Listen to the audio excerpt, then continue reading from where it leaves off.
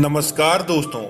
आज की जानकारी है कि किस प्रकार महिलाएं कभी भी बच्चे की मां नहीं बन पाती है या पुरुष पिता नहीं बन पाते हैं, जिसका कारण आज हम आपको बताएंगे। दोस्तों, सबसे पहले तो एक सुखद विवाह की निशानी तभी मानी जाती है जब उस नवविवाहित जोड़े के एक अच्छी सुंदर सी संतान की प्राप्ति हो, तभी वह वैवाहिक जीवन संपन्न माना जाता है और उस विवाह को सही और सटीक विवाह कहा जाता है। लेकिन एक ऐसा विवाह जिसको करने के तत्पश्चात संतान की प्राप्ति नहीं होती, संतान सुख प्राप्त नहीं होता, उस विवाह को न तो समाज सही तरीके से देखता है और न पति पत्नी के बीच में फिर ऐसी खुशी रहती है, उनके मध्य में तनाव रहने लगता है।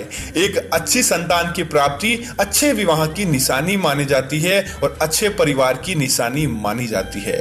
लेकिन दोस्तों, हमारे द्वारा कुछ की गई ऐसी गलतियां हमें ऐसा पश्चाताप कराती है जिसकी वजह से चाहे पुरुष हो या स्त्री हो, वह माता पिता नहीं बन पाते, जिनका कारण होता है उनके द्वारा की गई गलतियां, फिर उनके मध्य में लड़ाई झगड़ा और वैचारिक मतभेद होने लगते हैं, जिसका कारण होता है हम स्वयं।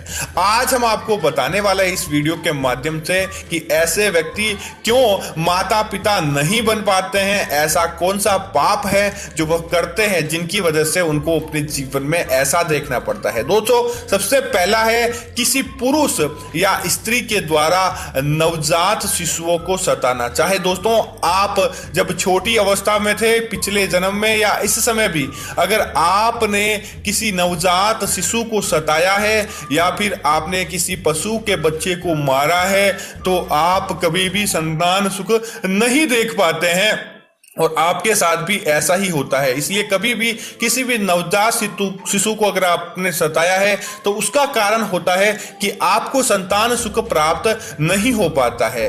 दोस्तों, अगर दूसरे कारण की हम बात करते हैं कि दोस्तों दूसरा कारण क्या है, तो अगर आपने पिछले जन्म में या इस समय में भी अगर आपने किसी छोटे जानवर के नवजात शिशु को मार दिया है या उनका मांस का भक्षण आपने किया है, उनके मांस को आपने खाया है या आपकी वजह से किसी शिशु को हानि हुई है, तो आप चाहे पति की हो या पत्नी की हो, दोनों में से किसी ने भी ऐसा किया है तो जिसकी सजा हमें आगे जाकर मिलती है कि हमें संतान सुख प्राप्त नहीं हो पाता।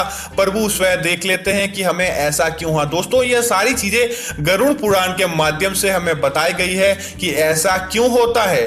दोस्तों, तो अगर आप भी ऐसी गलती की है तो आपको सावधान रहना चाहिए, ऐसी गलती की वजह के हमें ऐसी सजा मिलती है। दोस्तों, इसी तरह अगली चीज की बात करें तो अगर आपने ऐसी गलती की है कि आपकी वजह से किसी को संतान सुख प्राप्त नहीं हुआ है या आपकी वजह से किसी की मृत्यु हो जाती है, तो आपको ऐसा करके बचना चाहिए। आपको कभी भी ऐसा कर्म नहीं करना चाहिए, ऐसा करके आप स्वयं ऐसी गलतियां कर बैठते हैं। अब बात करते हैं दोस्तों इन लोगों के अगर संतान हो जाती है।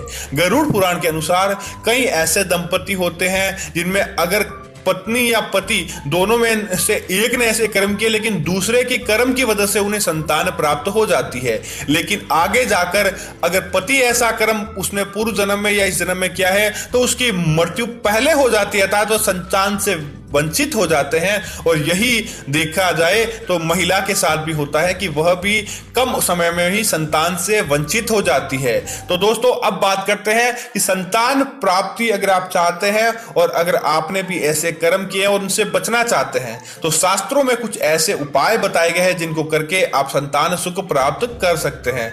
दोस्तों, पुराणों में और शास्त्रों में भी पूजा पाठ से बढ़कर कर्म को महत्व दिया गया है। तो दोस्तों, अगर आप चाहते हैं कि आपको अच्छे संतान की प्राप्ति हो तो आपको छोटे छोटे जानवरों को खाना भोजन खिलाना चाहिए, उनसे प्यार करना चाहिए, छोटे बच्चों से प्यार करना चाहिए, उनको मातृत्व का सुख देना चाहिए। तो निश्चित तौर पर भगवान आपकी बात को जरूर सुनते हैं और आपके जीवन में भी कभी भी छोटे बच्चों के ऊपर आपको गुस्सा नहीं होना चाहिए। अगर आप उनकी सेवा सच्चे मन से और सच्चे दिल से करेंगे तो निश्चित तौर पर आपको भी संतान प्राप्ति होती है। तो उम्मीद है कि यह जानकारी आपको अच्छी लगी होगी। ऐसी अन्य जानकारियां देखने के लिए हमारे चैनल को सब्सक्राइब कीजिए, वीडियो को लाइक और शेयर करना ना भूलें ताकि ऐसी जानकारी आपको मिलती रहे। जय श्री राम मित्रों, धन्यवाद मित्रों।